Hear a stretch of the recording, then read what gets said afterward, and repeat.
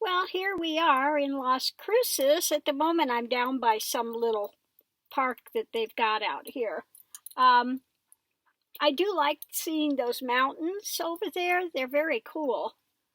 But my first introduction to Las Cruces was I went, driving around a little bit to get the feel of it, you know. And I went into this one area. It looked like a nice neighborhood. And this woman comes running out. She sees my van there and comes running out. And it's like, I'm going, well, what are you here? What are you looking for? You don't belong in this neighborhood. I'm like, really? I said, I'm thinking about moving to Las Cruces and I wanted to look at the neighborhoods. Oh my God. So when she saw I wasn't there to kidnap children, because there's a school down the way, then she became a little more open. And I said, what's the name of this neighborhood? I'm trying to figure out the neighborhoods. Okay. So yes, no, I'm not a rapist, a murderer, a kidnapper. Okay. I'm here just looking at the neighborhoods to get a feel of Las Cruces, if it's a place I want to be or not. So anyway, she told me, oh, well, down the way is Sanctuary, and it's a very nice neighborhood. And then Old Messia is up that way. And I asked her about arts and stuff. Yes, in Old Messia, you'll find more about the arts. And she said on the other side over there, towards the mountain, is more golf course and that type of thing. I said, well, that's what I'm trying to get away from in Florida. I said, I don't live that far from Trump and the golf club set and the whole. I said, I want to be out of there. I said, and down the road, we have the Russian mafia. I want to be out of there, okay? So I'm trying to figure where I want to move. So anyway, she was a little more open after that. But first she ran out to see if I was there to kidnap kids. And oh my God. Well, I don't know. I mean, neighborhood watch is okay. But when an unusual vehicle comes in the neighborhood and you got to run out and stare them down, I'm sorry. I don't need to live in a paranoid neighborhood. She says, well, we've had sometimes there's a little disturbance and stuff. Well, that's not good because that's a really, you could tell it's a pretty expensive neighborhood. I think it's out of my price range for what I was looking for. But she was saying they're having a little, some difficulties and stuff. So that's not sounding good for Las Cruces. If in that type of neighborhood they're having some difficulties that have been recently coming up, I'm kind of like going, I don't know. And then I'm trying to find what's going on culturally. And so far I haven't really found a lot. Just, the down in, I guess, Old Messia, they have a lot of art galleries and stuff. Well, that's not going to help me. That's great for the painting, the artists that are doing painting and stuff like that. But then I looked on Craigslist to see what they're looking for musically. Heavy rock band, and I'm like, yeah, not my thing. Then I was looking, is that a hawk? Hawk, ooh, beautiful. A hawk just glided by here. He just landed over there. He's sitting up on the hill over here. It's one thing I've seen, I've loved. I've seen so many hawks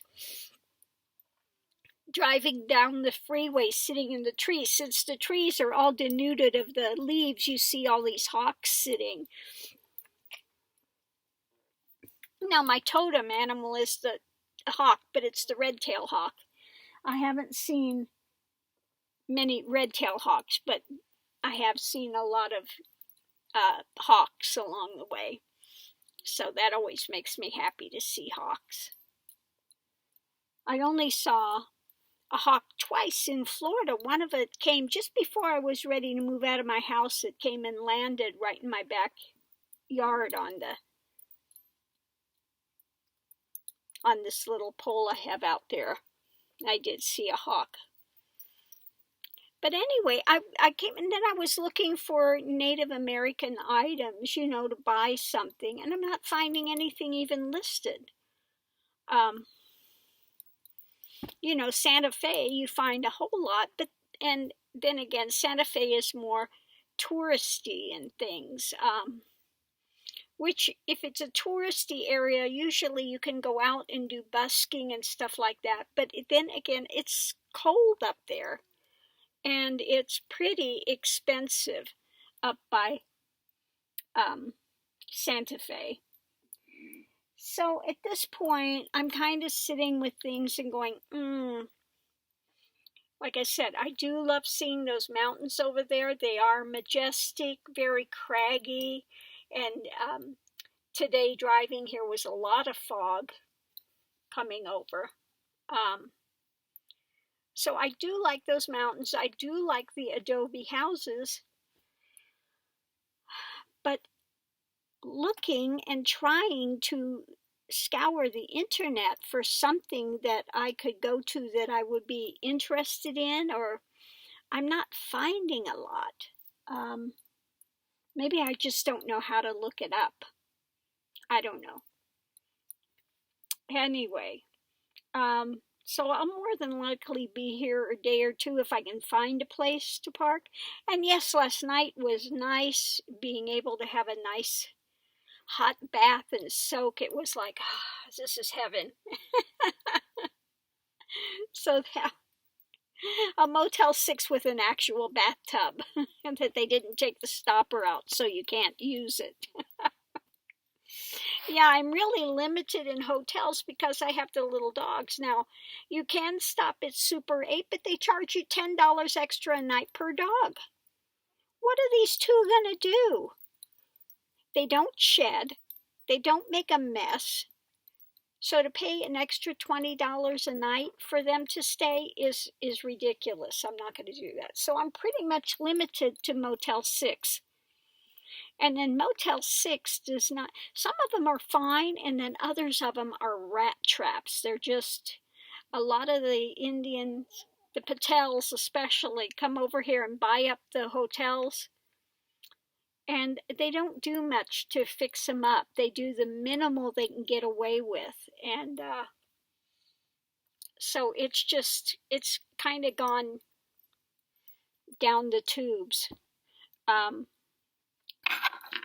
So, it's the same in India, same thing, they buy it and they just run it into the ground and do what little they can do to get by and make as much money as they can out of it without putting anything into it. Okay, I can understand wanting to make money, but, people are staying there. You don't want to stay in a place where you gotta, I had one that said, we redid the rooms. You go in and the air conditioning unit is falling out of the thing. It's got holes in the walls. It was a rat trap. And they have a big sign up on, we redid all the rooms. No, they didn't. It was, so now I'm very leery of the Motel 6s because unfortunately I've seen more often than not that they haven't been taken care of. So, and then they charge quite a bit for one night. You're paying $60 or something for a night just to sleep, and you don't want to be sleeping in a rat trap. So anyway, at this point, I'm sitting out here. It's nice and quiet, and maybe I'll try to do a little, see what the weather's like out there. Maybe I'll try to do a video of flute playing with that mountain in the background if I could get it set up. I don't know if I can set it up well or not to do that, but I might give that a shot. I wish I had my big tripod here and stuff that I could do things, but I didn't bring it. So trying to set up something to do a recording is a little difficult, but I might try to do that. Anyway, if anybody knows the Las Cruces area and can give me some sort of a thing to go see, or somewhere that's a nice hangout or whatever, let me know. I did look online at houses today.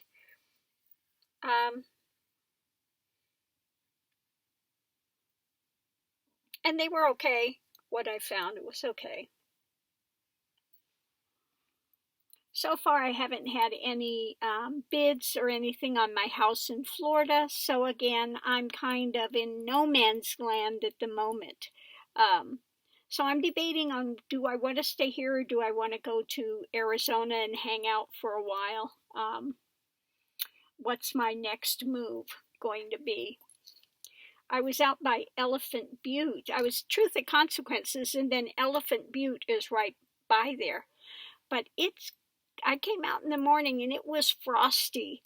Okay, so at first I was thinking, well, maybe I'll go spend some time out in Elephant Butte, but it's cold out there at night. Anytime the desert gets cold at night, even in the summer, okay, but in the winter it can really get cold at night. So I'm not sure if going out there to Elephant Butte is the best idea at the moment. But I do like it out there. You have all the little quail running that come through there, which are fun to see. And I did, sitting here, there was a little quail going by. They're such odd-looking little birds, walking with their little bopping along. Anyway, and I did like seeing the hawk flying by. That's always wonderful. Anyway, so I'm going to leave this here for now. Just checking in, letting people know we did make it to Las Cruces. The mountains over there are wonderful. I got a great view of the mountains at the moment. So we'll see what happens. Anyway, I don't think you could see. Let me turn around. I don't think you could see them. Can you see the mountains there? Sort of. You can sort of see them with my hanging dolls. You see them a little bit. Anyway, yeah, the mountains are lovely over there. So I'm going to leave this here. Thanks for tuning in, everyone. Somebody was asking what's going to happen when Trump leaves. We go on as a country. Are there going to be riots and... Please, people, don't get caught up in that. No, there are not going to be big riots. No, we're not going to have anarchy. No, so many of the Trumpites and stuff are just a lot of hot air and big noise and this and that, okay? So don't even go there with that type of stuff. Yeah. No, life will go on and we'll get someone new and things will start adjusting. Now, I did watch today the impeachment things. Oh, my God. The Democrats are trying to give, what's the problem? And the Republicans, you don't have any information. You don't have nothing. You didn't let us talk. You didn't let us have our people. You have no facts. Well, yeah, they did let them. And Trump poo-pooed it all. Well, Clinton lied to the government. Trump hasn't done it. No, he hasn't shown up. He's railroaded everything. Okay? If he testified, he'd been lying through his teeth in a heartbeat. Okay? So then to sit there and say, well, we haven't had a chance and we haven't had to call anybody, we haven't, you don't have anything. Yeah, because Trump shut everything down. And why they didn't bring that on impeachment as far as his, shutting everything down, I don't know why they haven't brought that up. His abuse, but I guess they call that in part of the abuse of power, but have I been missing something? All they're talking about is Ukraine. What about the thing that he's obstructed justice in every single step of the way, and all the things that the Republicans are crying about is due to Trump? That nobody's testified and they didn't get to have the people and they weren't, it's just nonsense. But there will be a lot of these Trumpites that's all they hear. Not that Trump didn't allow anything to go through. Not that the Democrats have been doing all this work and McConnell's shut on it, sitting on it, and not allowing anything to go through, so the Democrats are doing nothing. It's all so skewed and just so crazy. Crazy. Now, he'll get impeached in the House, and in the Senate it'll be, again, another farce, and he'll get away with it. But like I and so many others have said, if it went the whole way in the Senate, he's going to get, okay, they're not going to impeach him in the Senate. You see the writing on the wall. What's going to do it again is the taxes. So again, don't get all upset and stuff. And even if he didn't get out in the taxes and he did get in this another term, I'm